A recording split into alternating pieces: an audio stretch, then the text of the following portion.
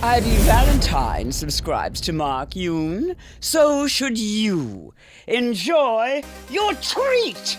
At this point, Soul Calibur is pretty much known for character customization and among other things that you can customize, but why not weapons? We have been able to kind of sort of edit them in the past via putting like a skin or a different color on like the weapon that we choose, and that doesn't actually apply to all of the weapon choices either. It's very specific few. What if we can actually customize our weapons in a similar fashion that we can actually customize our characters? Now, I've touched on this in the past, but I wanted to kind of delve into my whole thoughts on this and get your reaction and try to see what we can come to with maybe they can possibly do in the future for these games, possibly in Soul Calibur 7. And the best way I can see about going about this is like opening a separate kind of customization option when you're actually customizing your character or editing your character and choosing the weapon. Now, I don't think that like every style should be applicable for every hilt or whatever, obviously, because you're not going to have like Tira's giant ring blade on top of a different kind of hilt that wouldn't go with it. It just wouldn't make sense. But every option that you choose, with starting with your hilt, would actually open the blade customization options for that specific weapon.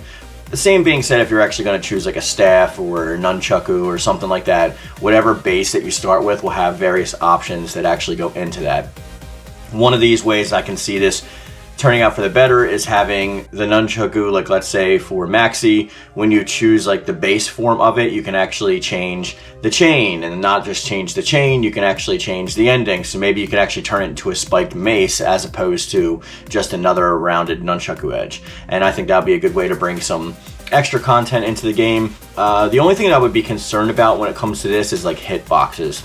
But we can actually have the hitboxes based on the blade that you choose, and they're all pre-existing within the game already, so the hitbox is going to just apply to whatever it would be. So if you're going to choose, let's say, Amy's base of her weapon, Amy's hilt for her rapier, and when you choose that, you go into the blades among them, and you have like one of Siegfried's giant like blades, you know? It would actually be applied to Siegfried's hitboxes as opposed to Amy's, obviously, because the blade is what matters. That's what's actually reaching, and that's what's actually giving you the longevity of your weapon. Same way with Ivy's sword and her options for actually transforming into the whip sword. So there's a lot of different variation that you can actually have there. Now, just going based on the base or the hilt and then the blade, there's other options that we should be able to have also. Similar to how we have accessories for our characters, we should have accessory slots for the weapons as well. So whether we want to apply some kind of charm or whether we want to apply just any kind of thing, like maybe additional accessories for like spikes or anything like that. The blade should actually have that customization option itself. It should be blades, and then there should be like secondary options within the blades, like if you want it spiked, or if you want it rigid, or if you want it battle damaged, like anything like that would actually add to the customization options that the game already has. Then we can get same into the stickers and the colors. We already can apply colors to a certain extent, so we can actually use the similar way that they actually utilize that, but on top of that we can apply stickers as well. And if you want to give it a limit, give it a limit. I don't like giving it a limit because you want to be able to customize something, but if you actually go ahead and customize those with the sticker on top of the colors, and then on top of the hilt, on top of the accessory, and on top of the blade, I think we have a pretty good idea of what we can come up with. Another way that we can change these weapons around, like I mentioned the nunchaku earlier turning into a mace, is similar with other things, like maybe with the staff for like Kilik or for Sungmina, you can actually change that into a 3-point staff. So though it won't actually affect the different hitboxes, it'll affect the visualization of the weapon. So that being said, like when they're actually showing it elongated, it'll just have like a clear transparent 2-parter with a chain attached to it, but it's still just part of one staff. It'll probably be static. They won't like want to change that because that would just become a different weapon style at that point. Whereas the nunchaku, you can use a flail or a mace, and it would like pretty much act in accordance the same way that nunchaku would, except for when he's grabbing the opposite end. That would be a little odd, but we can figure that stuff out as we go. This is just like the base idea of where that could lead to, and I think that'd be cool. So like on the hilt, the customization options would be endless as well, like just the way you can design how the hilt looks, how it's raised, how it fits, how long the hilt actually is.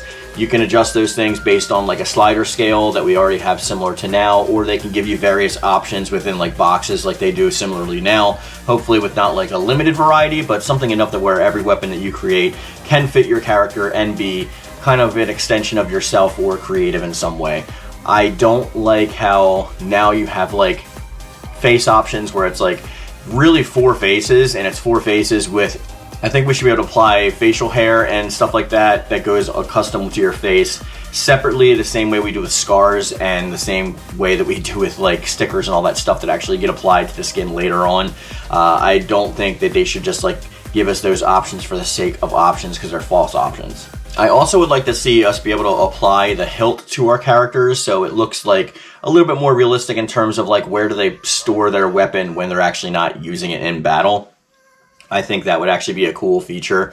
So when you're actually customizing your weapon, you can actually customize the hilt and then adjust on the person where the hilt actually goes. There may be some clipping issues involved like there already is for accessories for characters, but we can figure it out, right?